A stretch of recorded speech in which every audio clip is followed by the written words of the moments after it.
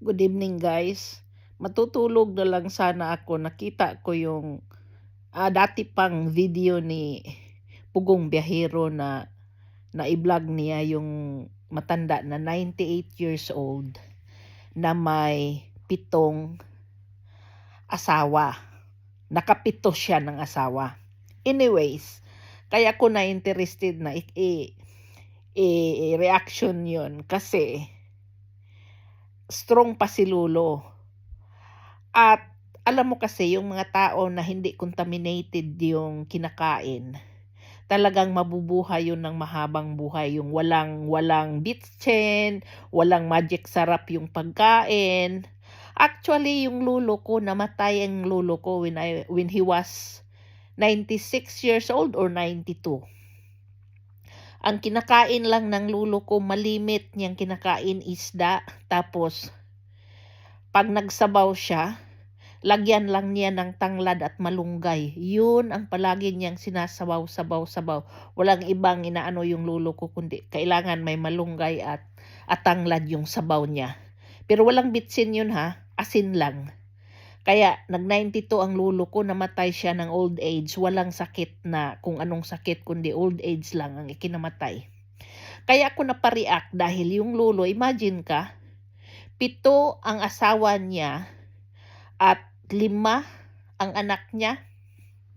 So probably, merong mga babaeng na asawa niya na hindi nanganak. Pero considering na 7 ang naging asawa niya, talagang standing pa si Lolo nung mga time na yun. So, kasi guys, ang pagkakain ng kamote, balanghoy, yung anything root crops, meaning yung root crops na like kamote, balanghoy, anything na makukuha natin sa lupa is maganda yan sa health natin. Actually, tayong mga babae, kasi ang kamote, meron yan siyang magandang nutrients para sa nating mga babae sa ano natin, anong tawag doon?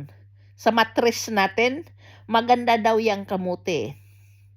So kung ikaw, bata ka pa at nanganganak ka pa, presko pa yung eggs mo, kumain ka ng kumain ng kamote dahil ang kamote is healthy siya talaga. There is something sa kamote na healthy siya. Kaya yung mga katutubo, kaya healthy yan sila eh.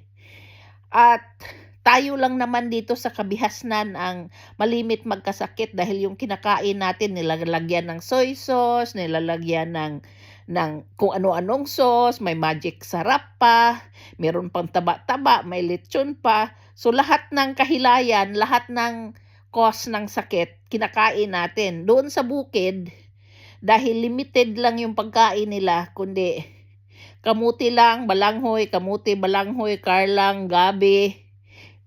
Para silang para silang vegetarian.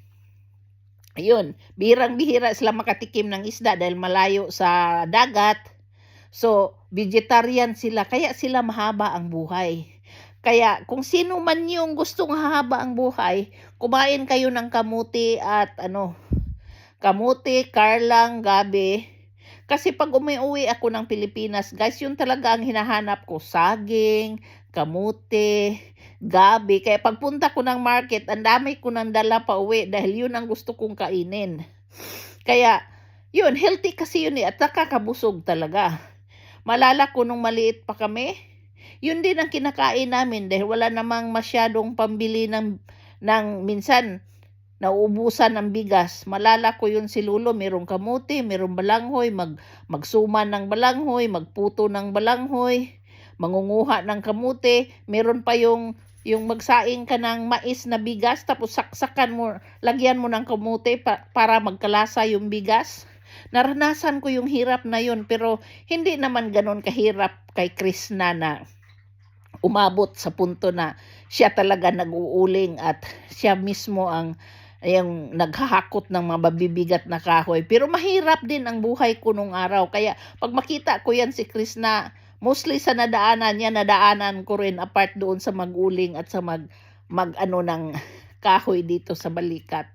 Pero yung pagkain ng kamuti, katulad ni Lolo, pagkain ng Carlang, gabi, malunggay, lahat ng dahon-dahon diyan, nadaanan ko 'yan guys. Kaya alam ninyo, nung dumating ako ng Hong Kong, dahil grabe yung amo ko makabili ng steak, pork chop, chicken, malaki talagang piraso, tag-iisa kami, doon ako nagkasakit ng kidney. Tapos noong tinanong ako ng doktor, sinabi kong yan ang kinakain ko, sabi niya, ikaw kasi ako daw yung tao na hindi build to eat those meat na hindi nasanayan kasi lumaki akong puro gulay-gulay lang at isda.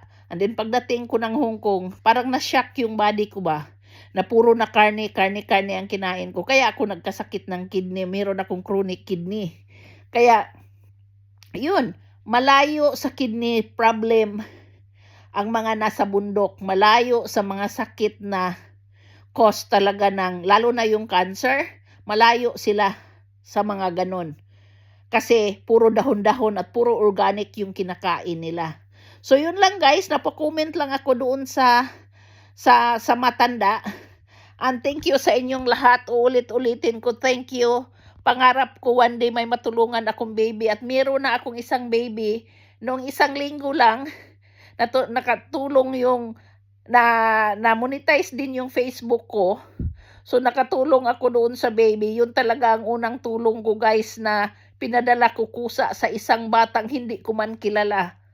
Kaya maraming salamat at ito na naman tayo. Sana makatulong pa ako ng iba pang bata. Thank you guys. Good night.